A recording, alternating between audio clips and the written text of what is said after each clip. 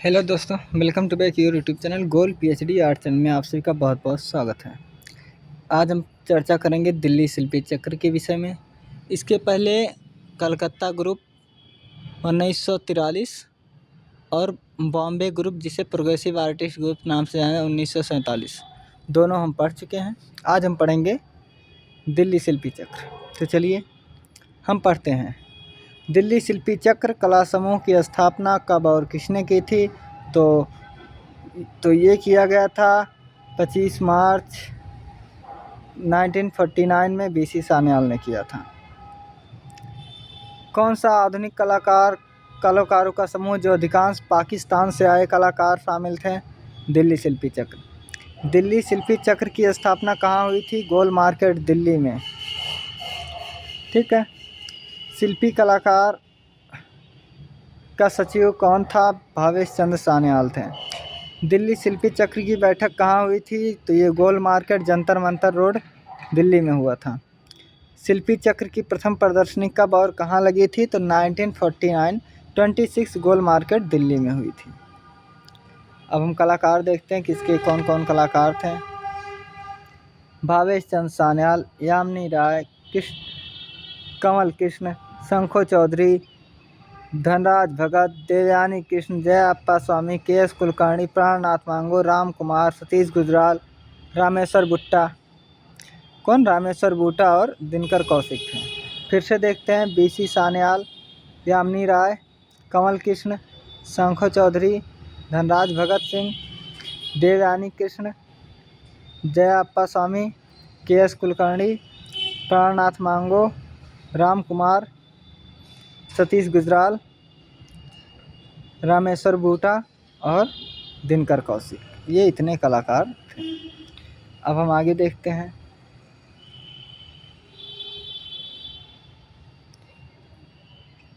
अब हमारे इसी क्रम में है बीसी सान्याल, जिसे हम भावेश चंद्र सान्याल कहते हैं।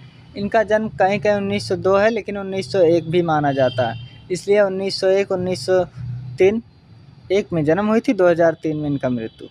चलिए हम आगे पढ़ते हैं। भावेश चंद्र सान्याल का जन्म कब और कहाँ हुआ था? तो धुबरी ग्राम, ड्रिबगढ़, असम में। बीसी सान्याल भारतीय कला समूह से जुड़े थे, तो ये दिल्ली शिल्पी चक्र से जुड़े थे। दिल्ली शिल्पी चक्र की स्थापना किसने की थी? तो भावेश चंद्र सान्याल ने की थी। भावेश चंद्र सान्याल चित्रकारी के अलावा क्या करते थे? तो मूर्तिकारी भी करते थे। बीसी सान्याल की पत्नी का क्या नाम था? स्नेहलता सान्याल, जो प्रसिद्ध गजल गायिका व थिएटर आर्टिस्ट थी। यहाँ तक ठीक। आगे देखिए। सान्याल ने प्रसिद्ध वर्टिकल वुमेन, जो अनुलंब स्त्री चित्र, किस माध्यम में बना है? बलुआ पत्थर। बीसी सान्याल की मूर्ति द वर्टिकल वुमेन किस वर्ष बनाया गया था? 1959 से 58 से 59। बीसी सान्याल की पुत्री जो थिएटर आर्टिस्ट एवं कस्ट्यूम डिजाइनर है, तो उसका नाम है अम्बा सान्याल। बीसी सान्याल किस भारतीय कला आंदोलन का हिस्सा थे? तो ये आधुनिक कला के हिस्सा थे। बीसी सान्याल को grand old man of art कहकर किसे पुकारा जाता था? तो बीसी सान्याल को पुकारा जाता था। आगे देखो। बीसी सान्याल प्रमुख रूप से क्या थे? तो पहले चित्रकार थे, फिर मूर्तिकार थे। बीसी सान्याल को कब भारत सरकार ने पद्म भूषण सम्मान से सम्मानित किया? तो 1984 में, यानी 1984 में। बीसी सान्याल ने अपना स्टूडियो कहाँ खोला? तो एक तो गोल मार्केट, दिल्ली में खोले थे, दूसरा लाहौर में। बीसी सान्याल ने कब दिल्ली शिल्पी चक्र कलाकार समूह की स्थापना की? तो आप जानते हो कि ये जो है 25 मार्च 1949 को दिल्ली में किए थे। आगे देखते हैं। बीसी सान्याल ने चित्रकला अध्ययन कहाँ से प्राप्त किया था? तो governments college of art and craft, Calcutta से। कौन सा कलाकार जो 1 शताब्दी यानी 100 वर्ष से अधिक जीवित था? तो सान्याल साहब थे। बीसी सान्याल ने कब से कब तक राष्ट्रीय ललित कला अकादमी नई दिल्ली के सचिव थे? तो 1960 से लेकर 69, यानी 1960 से लेकर 69 तक। ठीक है। आगे देखो। बीसी सान्याल 1993, यानी कि 93 में किस पुरस्कार से सम्मानित किया गया? विश्व भारती विश्वविद्यालय द्वारा अवन गमन गण पुरस्कार से। बीसी सान्याल का संबंध कहाँ से है? तो ये दिल्ली से है। कहाँ से है? तो ये इनका जो संबंध है वो दिल्ली से है। ठीक है, आगे देखो। किस भारतीय कलाकार को वयोवृद्ध कला आचार्य कहा जाता था? तो बीसी सान्याल को। बीसी सान्याल को मयो स्कूल ऑफ आर्ट लाहौर के ललित कला विभाग के उप प्रधानाचार्य कब नियुक्त किया गया था? 1929 में। सान्याल ने कब से कब तक Mayo school of art college Lahore में उप प्रधानाचार्य पद पर सेवाएं दी? तो 1929 से लेकर 36 तक। बीसी सान्याल के चित्रण का प्रमुख विषय क्या था? ग्रामीण जीवन। प्रसिद्ध भारतीय कलाकार कला का सम्राट किसे कहा जाता था? बीसी सान्याल जी को कहा जाता था। इसके बाद बीसी सान्याल ने कब से कब तक दिल्ली पॉलिटेक्निक कॉलेज में कला विभाग के अध्यक्ष पद पर सेवाएं दी? तो 1953 से 60 तक 7 साल। बीसी सान्याल का प्रसिद्ध मूर्तिशिल्प द वर्टिकल वुमेन वर्तमान में कहाँ है? चंडीगढ़ संग्रहालय में। सान्याल के निर्देशक रंजन खोसा की किस फिल्म में अभिनय किया था? तो डांस ऑफ द विंड। किस भारतीय कलाकार को शताब्दी कलाकार कहकर पुकारा जाता था? बीसी सान्याल को। ठीक है, आगे देखो। बीसी सान्याल की मृत्यु कब हुई? 2003 में नई दिल्ली में। द फ्लाइंग बिजुका, गाय का झुंड, गोल मार्केट के भिखारी, भिखारी, शिव की मुखाकृत, आश्रयहीन लड़की, ब्रीडिंग मूड, माउंटेन स्केप, विश्राम करता सपेरा, जाति बहिष्कृत, बाल वधू, नारी और पक्षी, माँ और शिशु, निजामुद्दीन मेले में, हुमायूं का मकबरा और कपोत एवं महिला, ये इनके प्रमुख चित्र हैं। अब हम मूर्ति शिल्प देखेंगे क्या है। तो इनका जो मूर्ति शिल्प है वो है द वर्टिकल वुमेन, जो ढोल बलुआ पत्थर से बना है, चंडीगढ़ संग्रहालय में रखा है। ठीक है, अब हम आगे देखते हैं। अगला हमारे हैं कलाकार जिनका नाम है कमल कृष्ण। कमल कृष्ण का जन्म कब और कहाँ हुआ था? तो 1910 में, जिला मांटगोमरी, पंजाब, जो आज का पाकिस्तान है। कमल कृष्ण किस लिए जाने जाते हैं? ग्राफिक प्रिंट मेकर के लिए। कमल कृष्ण दिल्ली शिल्पी चक्रकला समूह में कब सम्मिलित हुए? सन 1949 में।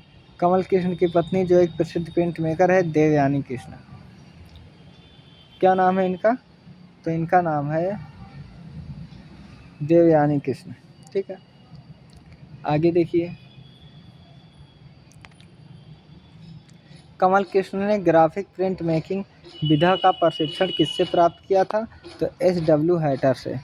कमल कृष्ण ने ललित कला विषय में डिप्लोमा कहाँ से प्राप्त की थी? तो कलकत्ता आर्ट स्कूल या कॉलेज से 1933 से लेकर 1939 तक, यानी 6 साल। कमल कृष्ण ने ग्राफिक विधा की शिक्षा कहाँ से ली थी? तो इटालियन 17 कला संस्थान पेरिस से। ग्राफिक कला अध्ययन के लिए कमल कृष्ण पेरिस कब गए थे? तो ये गए थे 1954 में। अकादमी ऑफ फाइन आर्ट कलकत्ता में कमल कृष्ण को कब स्वर्ण पुरस्कार से सम्मानित किया था? 1961 में। ठीक, आगे देखो। प्रिंट मेकर कमल कृष्ण का संबंध किस कलाकार समूह से है? दिल्ली शिल्पी चक्र। सन 1948 में कश्मीर युद्ध के समय चित्रण कमल कृष्ण के किस माध्यम में पूरा किया? जल रंग में। कमल कृष्ण को किस वर्ष ललित कला अकादमी का फेलो चुना गया? 1976 में। किस कलाकार ने कश्मीर के युद्ध के समय भारतीय सेना के चित्र चित्रित किए? कमल कृष्ण ने। Kamal Krishna Delhi art college graphic कला विभाग में अध्यक्ष कब से कब रहे? तो 1942 से, यानी कि 1952 से 53 तक। ठीक है, आगे देखो। भारत के पहले कलाकार जिन्होंने कोलाज के लिए जिंक प्लेट का प्रयोग किया? कमल कृष्ण। भारत में कोलाज विधा को विकसित करने का श्रेय किस कलाकार को? कमल कृष्ण। इनके चित्र हैं केप मोनेस्ट्री, जो राष्ट्रीय संग्रहालय नई दिल्ली में है, नॉर्वे लैंडस्केप, देवताओं का आवास, माँ, कश्मीर युद्ध, मठवासी, जमा हुआ सूरज, कांटों का ताज आदि है। इनके अगर हम छापा चित्र को देखें तो हम पाएंगे प्रमुख छापा चित्र है ला Milarepa, saint meditating, birth of light, over ring spirit, shivering sun, जन्म का प्रकाश का जन्म, ये इनकी रचना है। अब हम आगे देखते हैं बीसी सान्याल महोदय को, शंखो चौधरी। इनका जन्म कब और कहाँ हुआ था? तो 1916 बिहार राज्य के संथाल क्षेत्र में हुआ था।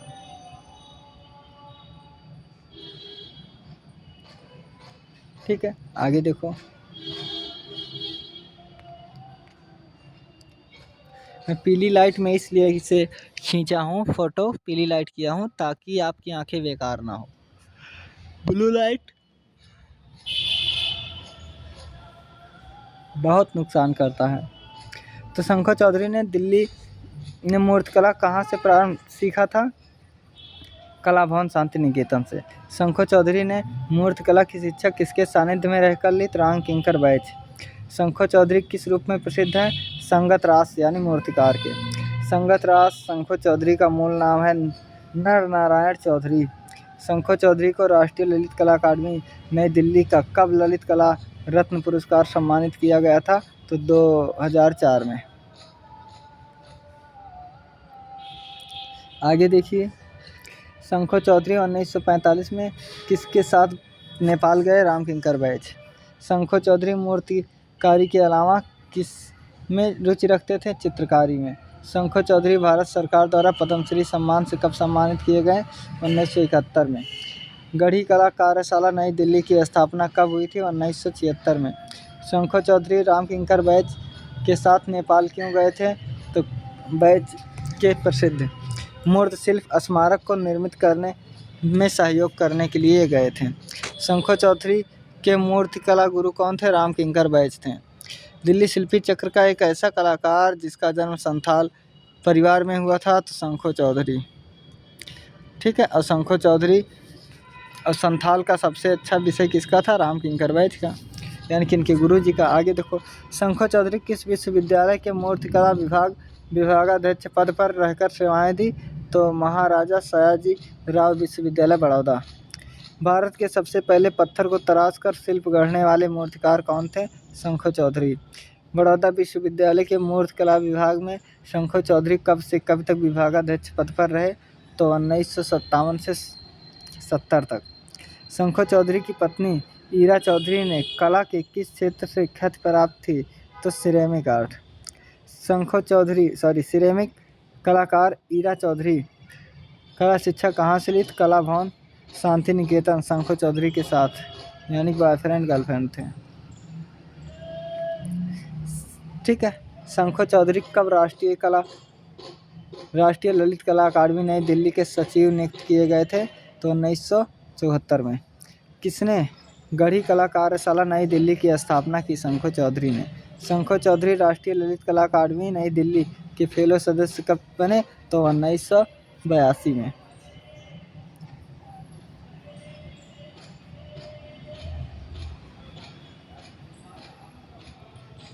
आगे देखो,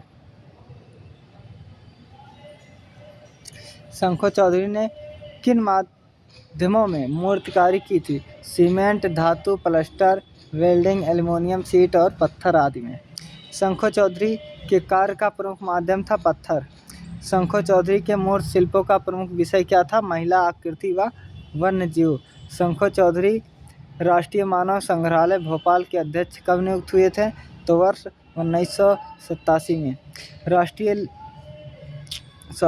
शंखो चौधरी को 1979 में अवन गगन पुरस्कार किस विश्वविद्यालय से मिला था? तो विश्व भारती विश्वविद्यालय शांति निकेतन से। ठीक है, आगे देखो,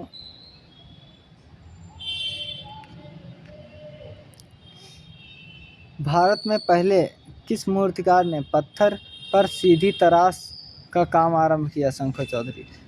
परिवार के लोग शंखो चौधरी के किस नाम से पुकारे थे? शंखो। शंखो चौधरी ने 1946 में किस भारतीय अखिल कांग्रेस अधिवेशन में पंडाल की सज्जा की, मेरठ कमिश्नरी। शंखो चौधरी ने किस स्थान पर अपनी कर्मस्थली बनाया, बड़ौदा। शंखो चौधरी ने राष्ट्रीय ललित कला अकादमी नई दिल्ली में राष्ट्रीय पुरस्कार यानी नेशनल अवार्ड कब मिला, 1956 में। शंखो चौधरी मूर्त शिल्पों के प्रमुख रूप में प्रभाव दिखाई पड़ता है घनवाद का। आगे देखो, शंखो चौधरी पेरिस में किस कला से प्रभावित थे, तो स्तवन बोई से। शंखो चौधरी पहली एकल प्रदर्शनी कब और कहाँ लगी थी, मुंबई में, 1946 में। मध्य प्रदेश सरकार ने शंखो चौधरी को कालिदास सम्मान पुरस्कार कब दिया, 2001-2 में। 1998 में शंखो चौधरी को किस विश्वविद्यालय में दशीकोत्तम सम्मान से सम्मानित किया गया, विश्व भारती विश्वविद्यालय शांति निकेतन। बड़ौदा विश्वविद्यालय के मूर्तिकला विभाग में शंखो चौधरी प्रवक्ता पद से कब रहे, तो 1949 में। महाराजा सयाजी विश्वविद्यालय बड़ौदा मूर्तिकला विभाग में शंखो चौधरी कब तक प्रवक्ता पद पर सेवाएं दी, 1950 से 57। महात्मा गांधी की कांस्य आवक्ष प्रतिमा, श्रृंगार टॉयलेट फिगर यानी आकृति, सीटेड फिगर, बर्ड आदि इनकी रचना है। ठीक है, आगे देखते हैं।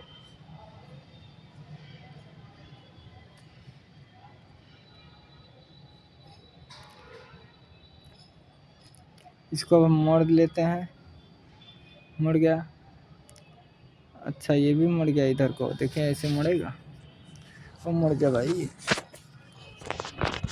चलिए हम देखो, आप फ़ोन को मोड़ लो, सब कुछ मुड़ जाएगा। ठीक है, आइडिया। चलो देखिए, पढ़ना है आराम से पढ़ो, बहाने नहीं पढ़ो। Duck 1955, music 1966। इनका प्रमुख चित्र है घड़े के साथ महिला, अंगड़ाई लेती महिला। अब हम अन्य महत्वपूर्ण बिंदु पढ़ते हैं। गढ़ी कला कार्यशाला की स्थापना 1976 में हुई थी। गढ़ी कला कार्यशाला की स्थापना मूर्तिकार शंखो चौधरी ने की थी। गढ़ी कला कार्यशाला का संचालक केंद्रीय ललित कला अकादमी द्वारा किया गया था। गढ़ी कला कार्यशाला के प्रथम निर्देशक शंखो चौधरी बने। गढ़ी कला कार्यशाला कहाँ स्थित है, तो ये है नई दिल्ली में। यहाँ तक ठीक। अब आगे देखो, धनराज भगत का जन्म कब और कहाँ हुआ था, तो 1917 लाहौर पाकिस्तान में। ठीक है, पहले पंजाब पाकिस्तान के अंतर्गत ही था, ये तो विभाजन के बाद ऐसे हो गया। ठीक है, तो आगे देखो, धनराज भगत ने मूर्ति कला का डिप्लोमा कहाँ से प्राप्त किया, Mayo school of art Lahore से। धनराज भगत किस कलाकार समूह से संबंधित थे, दिल्ली शिल्पी चक्र। धनराज भगत मूर्ति शिल्प कैसे हैं, तो मूलतः घनवादी हैं। कैसे, घनवादी हैं। ठीक, इसके बाद है, रुको मैं बैठ जाऊँ आराम से, फिर पढ़ूँ और पढ़ाऊँ। ठीक है, अब चलो, राष्ट्रीय ललित कला अकादमी नई दिल्ली में। धनराज भगत ने किस वर्ष राष्ट्रीय पुरस्कार से पुरस्कृत हुए, तो 1961 में। धनराज भगत ने दिल्ली से आर्ट कॉलेज के मूर्तिकला विभागाध्यक्ष पद पर रहकर कब से कब तक सेवाएं दी, तो 1973 से 1977 तक। धनराज भगत को प्रमुख रूप से किस लिए जाना जाता है, तो मूर्तिकार के लिए। ठीक है, अब हम आगे देखते हैं। धनराज भगत को मुख्य रूप से किस लिए जाना जाता है, तो संगत रास यानी कि मूर्ति कला के लिए। धनराज भगत को किस वर्ष साहित्य कला परिषद सम्मान से सम्मानित किया गया, तो 1969 में। धनराज भगत ने मूर्तिकारी के लिए मुख्यतः किस माध्यम का प्रयोग किया, तो मिक्स मीडिया, जिसमें लकड़ी, तांबा, जस्ता, लोहा, टीन, प्लास्टर आदि पत्थर था। धनराज भगत दिल्ली पॉलिटेक्निक कॉलेज में मूर्तिकला विभाग के प्रवक्ता पद पर कब नियुक्त हुए, तो 1946 में। Dhanraj Bhagat Mayo school of art Lahore में कब मूर्तिकला अध्यापक के पद पर नियुक्त हुए थे, 1939 में। धनराज भगत का मूर्ति शिल्प द लाफिंग मोनार्क जो आयरन में है, वर्तमान में कहाँ है, चंडीगढ़ संग्रहालय। धनराज भगत ने मूर्तिकला का प्रशिक्षण कहाँ से लिया था, लाहौर से। ठीक है, आगे देखते हैं। अब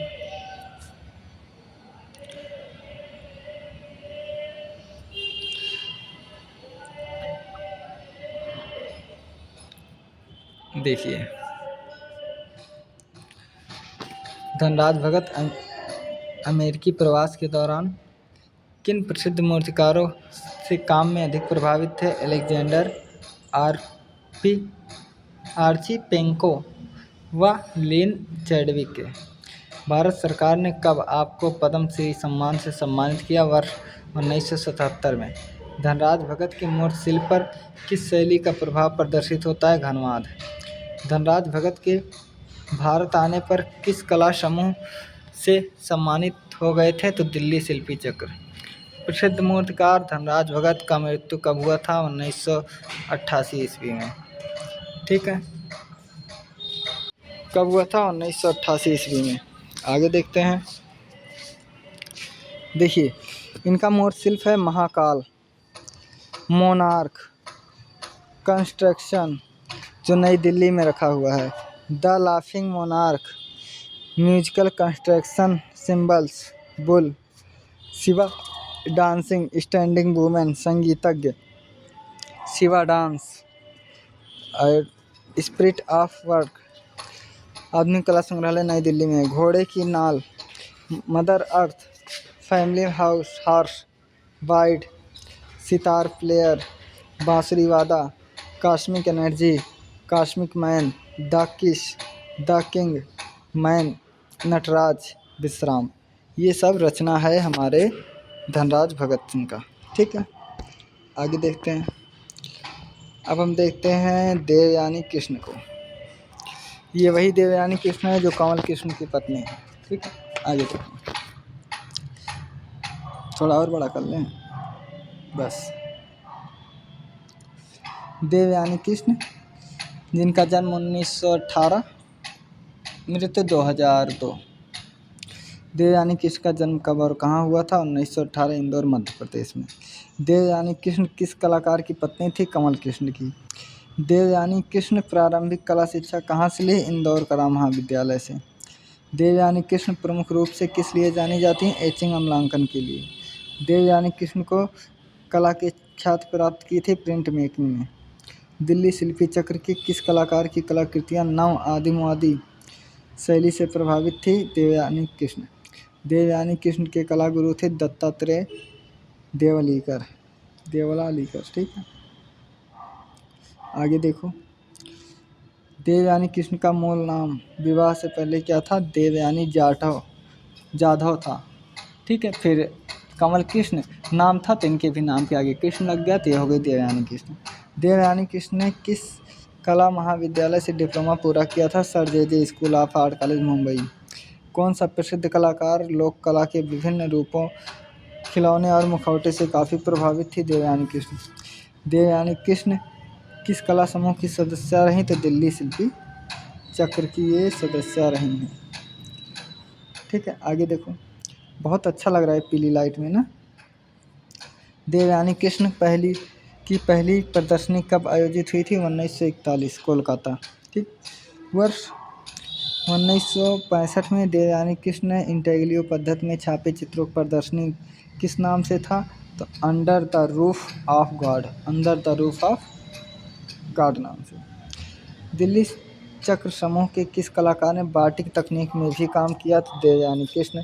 देवयानी कृष्ण किस पश्चिमी कलाकार से प्रभावित थी? तो पालकिली से प्रभावित थी। अब हम थोड़ी सी इनकी रचना को देखेंगे। ठीक है, देखिए इनकी जो रचना है वो हम लोग देख रहे हैं कि क्या रचना रही है। ये है इनकी बम बम भोले श्रृंखला, जल यानी कि अंडर वाटर सीरीज, अल्लाह श्रृंखला जो राष्ट्रीय आधुनिक कला संग्रहालय नई दिल्ली में है, क्या वह कहाँ श्रृंखला, योग श्रृंखला, माँ श्रृंखला, कैक्टस लवर सीरीज, ये इनके श्रृंखला है। अब हम छापा चित्र देखेंगे। गणेश, मास्क, एलिफेंट, मुखौटा।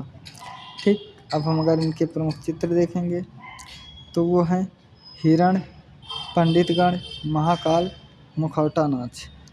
ये देवयानी कृष्ण के रहा। अब हम थोड़ा सा ध्यान दे देंगे जयाप्पा स्वामी के ऊपर। जयाप्पा स्वामी का जन्म 1918 और मृत्यु 1984 में हुई थी।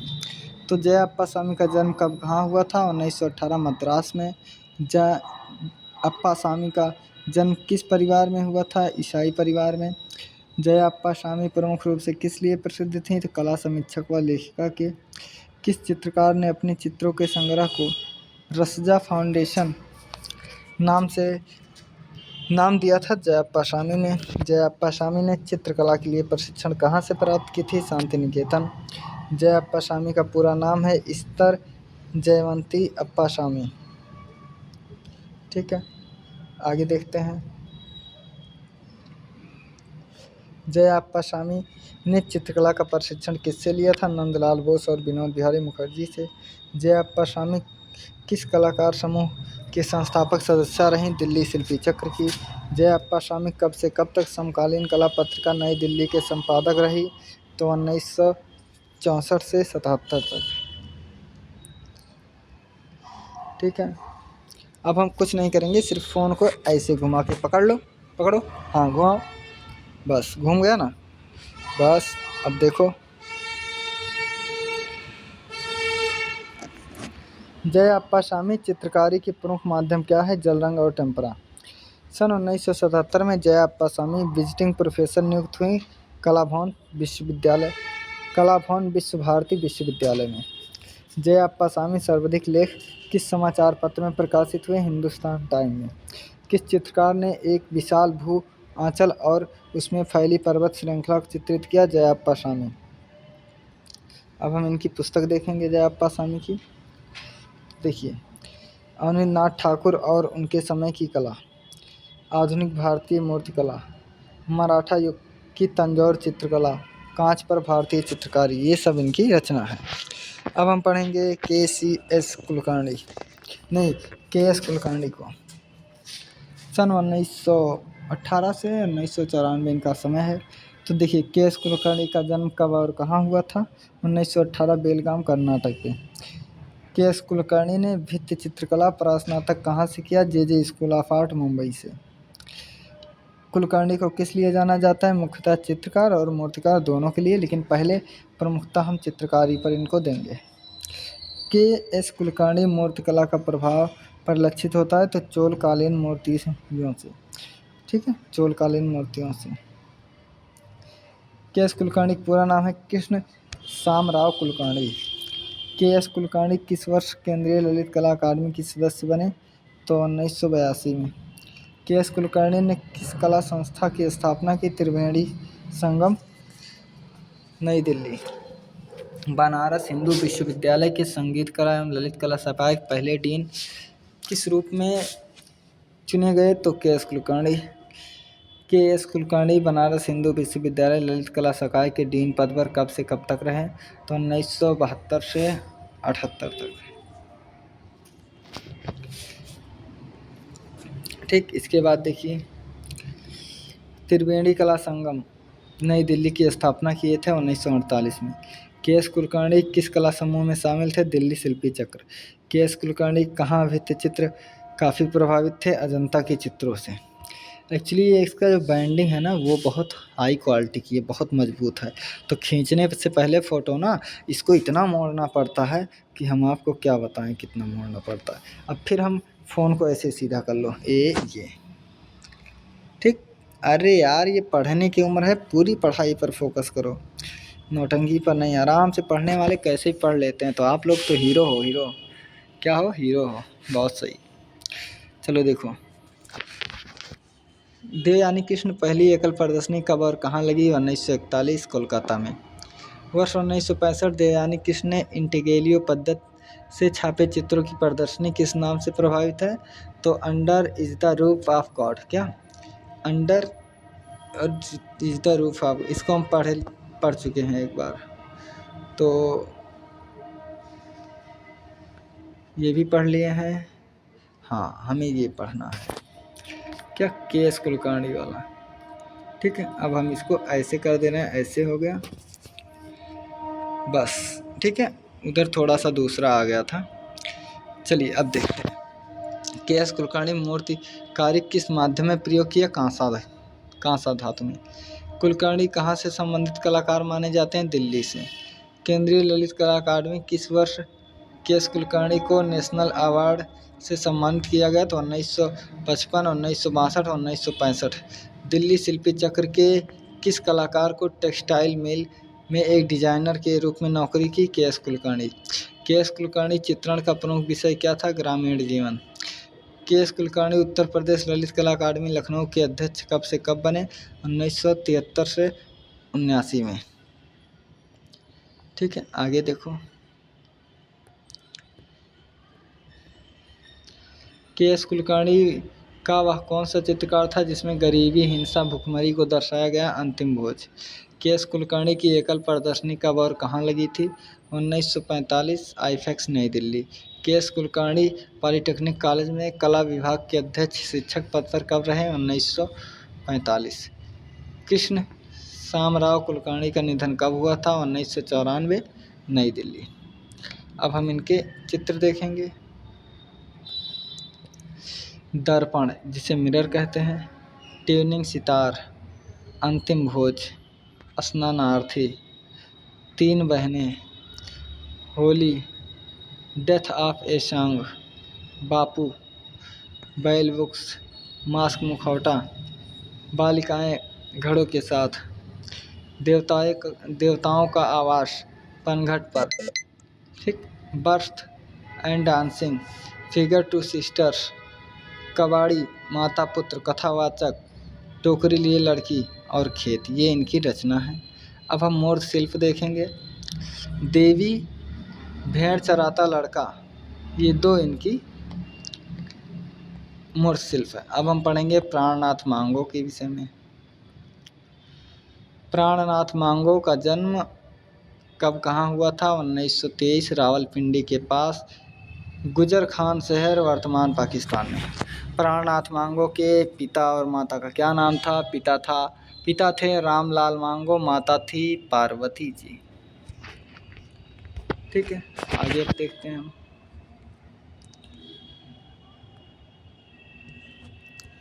देखिए, आगे देखिए।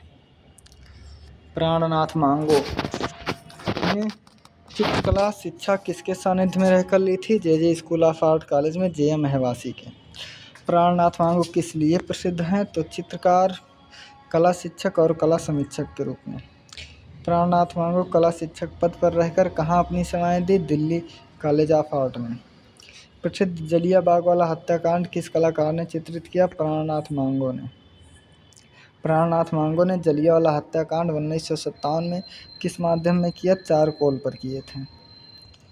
ठीक है, आगे देखो। प्राणनाथ मांगो का संबंध किस कला समूह से था? दिल्ली शिल्पी चक्र। प्राणनाथ मांगो दिल्ली शिल्पी चक्र में कब शामिल हुए? तो 1949 में, यानी जब शुरू हुआ था 1949। प्रसिद्ध पुस्तक भारत के समकालीन कला, कंटेम्परेरी आर्ट इन इंडियन नामक पुस्तक किसने लिखी? प्राणनाथ मांगो। जलियांवाला बाग हत्याकांड पैनल चित्र प्राणनाथ मांगो कहाँ प्रदर्शित किया? लोक कला भवन, नई दिल्ली में। दिल्ली शिल्पी चक्र के किस कलाकार ने लोग प्रेम से मांगो साहब कहकर बुलाते थे? लोग इन्हें प्रेम से मांगो साहब कहकर जो है बुलाते थे। ठीक है, किसे बुलाते थे? प्राणनाथ मांगो को। अब हम आगे देखते हैं।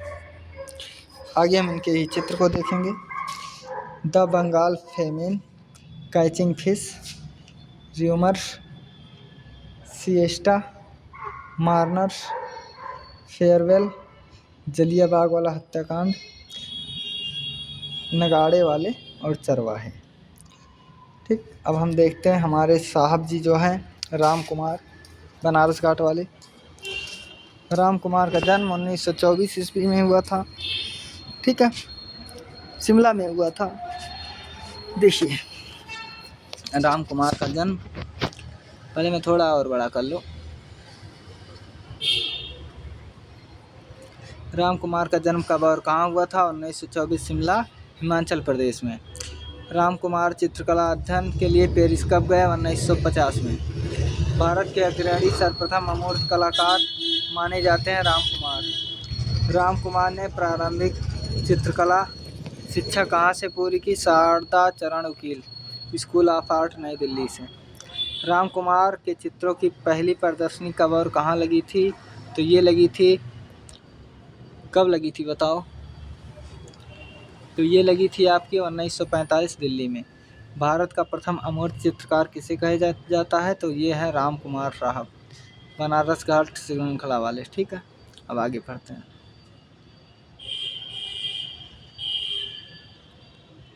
पीली लाइट में कितना अच्छा लग रहा है ना, लग रहा है कि नहीं? राम कुमार चित्रकारी के अलावा किसमें रुचि रखते थे? लेखन कला में। राम कुमार किसके सानिध्य में रहकर कला सीखी? घनवादी कलाकार Fernand Leger and Andre Lhote. Ram Kumar किस रूप में प्रसिद्ध है? अमूर्त घनवादी कलाकार। केंद्रीय ललित कला अकादमी में राम कुमार को किस वर्ष राष्ट्रीय पुरस्कार से सम्मानित किया गया? 1956 से 58। मैं अपने चित्रों में अपने बिंबों द्वारा अपने अनुभव को स्वीकार करने का प्रयास करता हूँ, किसने कहा था? तो ये कहते राम कुमार। राम कुमार कहते हैं मैं अपने चित्रों में अपने बिंबों द्वारा अपने अनुभव को स्वीकार करने का प्रयास करता हूँ, राम कुमार ने कहा। राम कुमार की एकल प्रदर्शनी कब और कहाँ आयोजित हुई? 1948 शिमला में।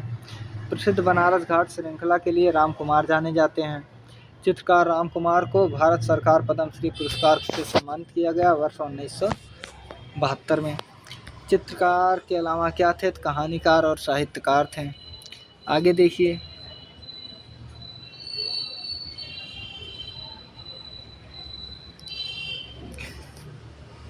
साहित्य और चित्रकार राम कुमार को लाइफ टाइम अचीवमेंट अवार्ड मिला 2010 में।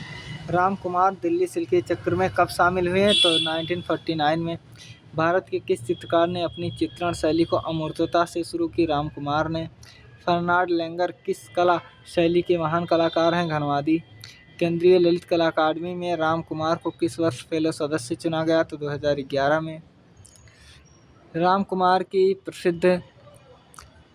की प्रसिद्ध चित्र श्रृंखला आधुनिक कला के महत्वपूर्ण दस्तावेज कहा जाता है? तो बनारसी चित्र श्रृंखला को मध्य प्रदेश सरकार ने कब कालिदास सम्मान से सम्मानित किया? तो ये 1986 में। राम कुमार के अध्ययन के लिए राम कुमार कहाँ गए थे? पेरिस। राम कुमार किस लघु चित्रकला से प्रभावित थे? दक्षिणी शैली। राम कुमार किस वर्ष ललित कला रत्न सम्मान मिला? 2004 में। ठीक है,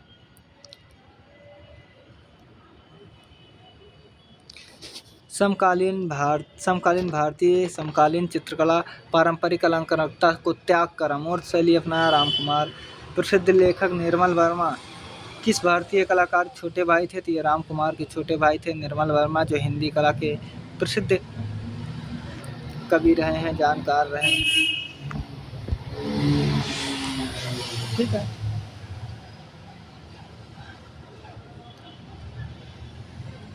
आगे देखिए।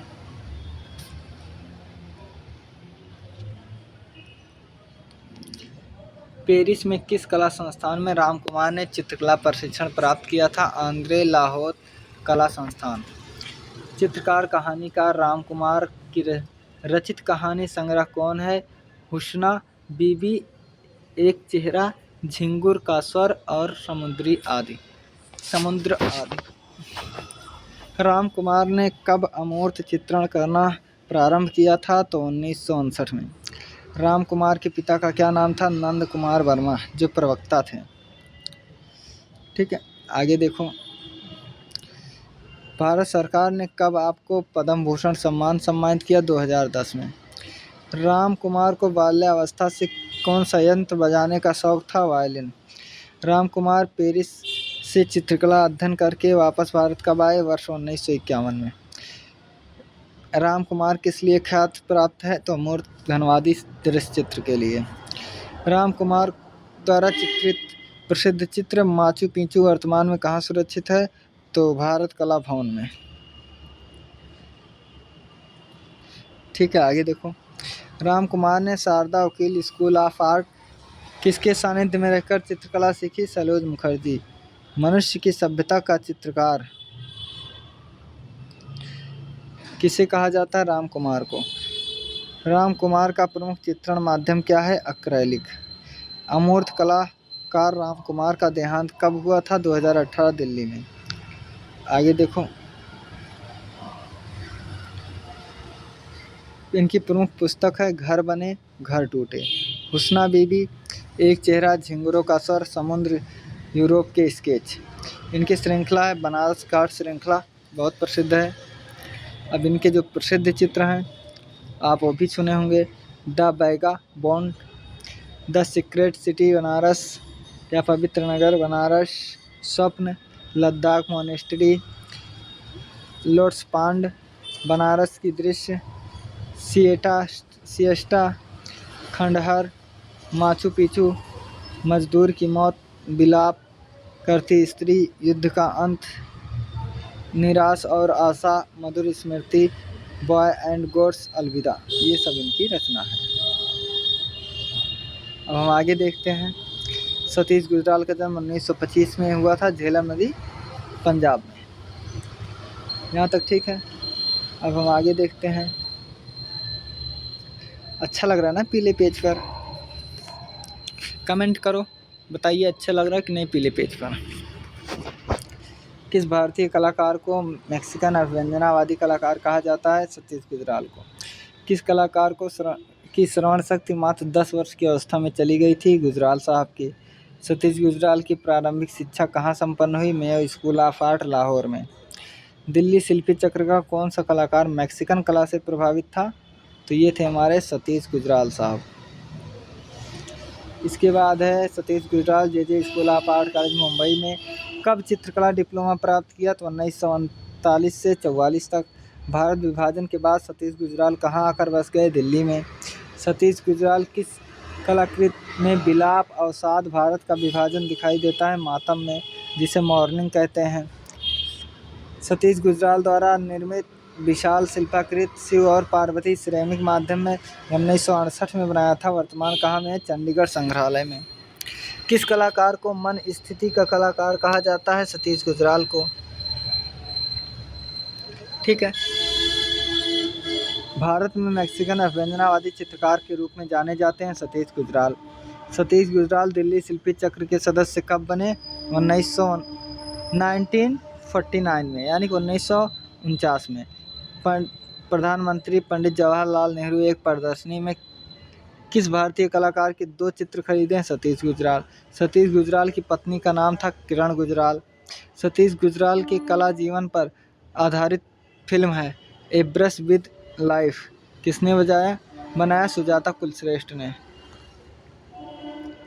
अब ये देखिए आगे, किरण गुजराल किस कला के लिए जानी जाती हैं? सिरेमिक कला के लिए। सतीश गुजराल कैसे कलाकार थे? नवतांत्रिक कलाकार थे। किस भारतीय चित्रकार के बड़े भाई पूर्व प्रधानमंत्री इंद्र कुमार गुजराल थे? सतीश गुजराल के। सतीश गुजराल किस कलाकार की कला से काफ़ी प्रभावित थे? तो डिएगो रिवेरा के। सतीश गुजराल के पुत्र मोहित गुजराल कला की किस क्षेत्र में जाने जाते हैं? वास्तुकला के। अभी हाल ही में 2020 में किस कलाकार की मृत्यु हो गई? सतीश गुजराल। सतीश गुजराल के जीवन पर आधारित कौन सी डॉक्यूमेंट्री फिल्म बनी है? ए ब्रश विद लाइफ। क्या बना है? आ ब्रश विद लाइफ। ठीक है। अब हम आगे देखते हैं। इसे अब हम ऐसे घुमाएंगे, थोड़ा सा सिस्टम पूरा घूम गया। अब हम फ़ोन को ऐसे घुमा लो, जय श्री राम, घूम गया ना। आगे देखो, इंजॉय करो, इंजॉय करो। ठीक है, पढ़ो, इंजॉय करो। Mayo school of art Lahore में सतीश गुजराल ने किस कला अध्ययन किया था? ग्राफिक। किस चीज़ का? तो ग्राफिक कलाकार। चार्ल्स फावरी ने स्टेटमैन अखबार में किस कलाकार को जीनियस कलाकार कहकर पुकारा? सतीश गुजराल। सतीश गुजराल की चित्रण शैली कैसी है? नवतांत्रिकवादी या व्यंजनावादी? सतीश गुजराल की चित्रकला शैली किन मैक्सिकन कलाकारों की शैली काफ़ी प्रभावित रही? तो David Siqueiros, Orozco, Diego Rivera. Satish Gujral की प्रथम एकल प्रदर्शनी कब और कहाँ आयोजित हुई? वर्ष 1952 दिल्ली में। ठीक है, आगे देखो। सतीश गुजराल की एकल प्रदर्शनी कब और कहाँ लगी थी? वर्ष 1952 दिल्ली में। एक्रेलिक कला की खोज करने का श्रेय किस भारतीय कलाकार को जाता है? सतीश गुजराल। सतीश गुजराल ने अपने 9 तांत्रिक चित्रों की प्रदर्शनी कब और कहाँ आयोजित की थी? तो 1945 दिल्ली में, अमेरिका में। दिल्ली शिल्पी चक्र का कौन सा कलाकार मूक बधिर था? सतीश गुजराल। सतीश गुजराल को भारत सरकार कब पद्म विभूषण से सम्मानित किया? 1999 है। ठीक है, आगे देखो। बेल्जियम सरकार ने किस भारतीय कलाकार को ऑर्डर ऑफ द क्राउन पुरस्कार दिया? सतीश गुजराल। सतीश गुजराल ने म्यूरल तकनीक पर शिक्षण कहाँ से ली थी? मैक्सिको से। स्टेटमैन अखबार में एक लेख में सतीश गुजराल को किसने जीनियस कलाकार कहकर संबोधित किया? चार्ल्स फावरी। अभी हम लोग ऊपर पढ़ा था। मैक्सिको सरकार ने सतीश गुजराल को किस पुरस्कार से पुरस्कृत किया था? तो लियोनार्डो दा विंची पुरस्कार से। ठीक है। सतीश गुजराल प्रमुख रूप से किस लिए जाने जाते हैं? तो वास्तुकला के लिए जाने जाते हैं। इसके बाद है सतीश गुजराल वास्तुकला के अलावा क्या क्या जानते थे? चित्रकारी, मूर्तिकला और ग्राफिक कला। सतीश गुजराल प्रसिद्ध शिल्प गणेश वर्तमान में कहाँ है? राष्ट्रीय कला आधुनिक दीर्घा नई दिल्ली में। सतीश गुजराल का जन्म मृत्यु कब हुई थी? जन्म 25 में हुई थी, मृत्यु 2020 में, नई दिल्ली में। अब हम इनके चित्र देखते हैं। गणेश राष्ट्रीय आधुनिक कला संग्रहालय नई दिल्ली में है। Horse, tree of life, construction, meditation, racing on the Lazarus, Shiva Parvati, the crucifixion, ये इनकी भैया रचना है। ठीक है, अब हम आगे पढ़ते हैं। फिर हम इसको थोड़ा सा इधर करके इसको हम ऐसे कर लेंगे। अब आ गया हमारा सिस्टम से, बड़ा कर लेते हैं। बस 5 मिनट की क्लास और होगी। किस भारतीय कलाकार को मैक्सिकन अभ्यंजनावादी कलाकार कहा जाता है? सतीश गुजराल। किस भारतीय कलाकार की श्रवण शक्ति मात्र 10 वर्ष की अवस्था में चली गई? सतीश गुजराल। सतीश गुजराल की प्रारंभिक शिक्षा कहाँ से हुई? Mayo college of art, Lahore से। दिल्ली शिल्पी चक्र का कौन सा कलाकार मैक्सिकन कला से प्रभावित था? सतीश गुजराल। ठीक है, आगे देखते हैं। सतीश गुजराल ने J school of art college Mumbai से कब चित्रकला डिप्लोमा प्राप्त की? 1939 से 44 तक। भारत विभाजन के बाद सतीश गुजराल कहाँ आकर बस गए? दिल्ली में। सतीश गुजराल की किस कलाकृति में विषाद विलाप भारत विभाजन दिखता है? मॉर्निंग में। सतीश गुजराल द्वारा निर्मित शिल्पकृत शिव और पार्वती कहाँ है? चंडीगढ़ संग्रहालय में। मन स्थित कलाकार किस कलाकार कहा जाता है? सतीश गुजराल। आगे देखिए। सतीश गुजराल यानी भारत में मैक्सिमम अभ्यंजनावादी कलाकार के रूप में कौन जाने जाते हैं? सतीश गुजराल। सतीश गुजराल दिल्ली शिल्पी चक्र के सदस्य कब बने? 1949 में। प्रधानमंत्री, अच्छा ये वाला हम पढ़ चुके हैं एक बार, कोई बात नहीं, फिर से पढ़ लेंगे। ये भी पढ़ चुके हैं। हाँ, अब हम ये पढ़ेंगे, तभी हम सोचे पढ़ा पढ़ा लग रहा है ना। इनकी चित्र है माय सिस्टर, खिलाड़ी, हीरो, हर्षोन्माद, तूफान के तिनके, हत्या से पूर्व, स्नेयर ऑफ मेमोरी, कहाँ है प्रकाश, जश्न आज़ादी, सेलिब्रेशन, डेसोलेशन, प्लेमेट्स, मैक्सिकन नारी, काला चांद, अंत का आरंभ, मोहनजोदड़ो, मातम, ये सब इनकी रचना है। अब हम देखेंगे रामेश्वर ब्रूटा के बारे में। तो इनका जन्म जो है, रामेश्वर ब्रूटा का जन्म 1941 तिमारपुर, दिल्ली में हुआ था। वर्तमान में रामेश्वर ब्रूटा कहाँ कार्य कर रहे हैं? नई दिल्ली।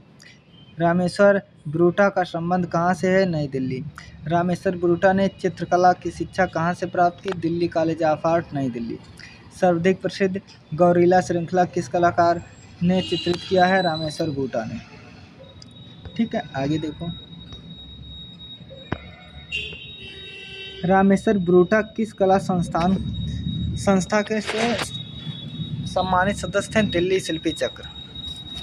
दिल्ली आर्ट कॉलेज में रामेश्वर ब्रूटा ने कब चित्रकला डिप्लोमा प्राप्त किया था? तो 1946 में। रामेश्वर ब्रूटा दिल्ली शिल्पी चक्र के सचिव कब बने? तो 1968 से 70 तक।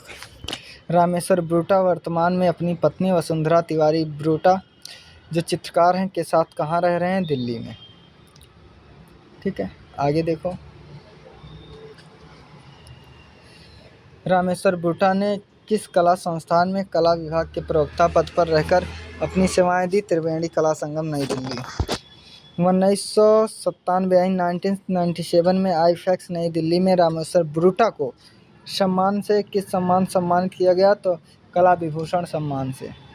रामेश्वर ब्रूटा को कला में योगदान के लिए लाइफ टाइम अचीवमेंट अवार्ड कब दिया गया? 2013 में।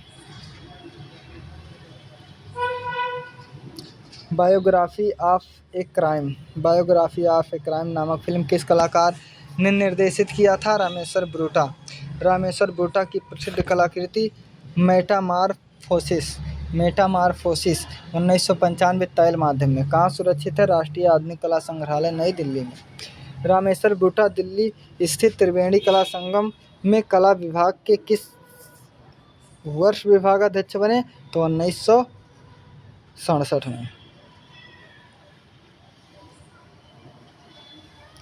ठीक है, आगे देखो।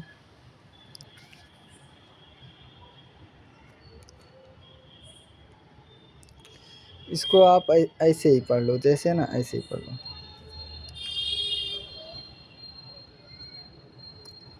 ऐसे ही पढ़ लो खड़े खड़े। कौन सा कलाकार शरीर पर बाल दिखाने के लिए ब्लेड के टुकड़े से कैनवास को खुरचकर इच्छित प्रभाव पैदा करता था? रामेश्वर ब्रूटा। ठीक है। रामेश्वर ब्रूटा अपनी प्रसिद्ध एप सीरीज किस दशक चित्रित किया? 1970 से 80 तक।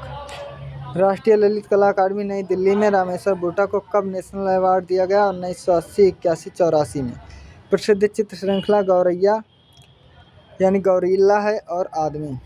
इनके प्रमुख चित्र हैं मेटामॉर्फोसिस, विजेता, मरणासन, शाबाश बेटा, प्रत्यारोपण, युद्धबंदी, अज्ञात सिपाही, सेवादार, anatomy of a old story, a long and editing, dressing and perennial man, dressing on man और confrontation in silent age of princes. ठीक है, तो बहुत बहुत धन्यवाद, थैंक यू सो मच। ठीक है दोस्तों, थैंक यू। कोई कहीं भी इधर उधर पढ़ ले, इधर उधर कोई कहीं भी भागे, जाओ चाहे जहाँ से सिलेक्शन होगा यहाँ से। ठीक है, तो आप अपना गोल PhD आर्ट चैनल पर विश्वास बनाए रहिए। मिलते हैं हम अगले वीडियो में। टेक केयर, अपना ख्याल रखना दोस्तों।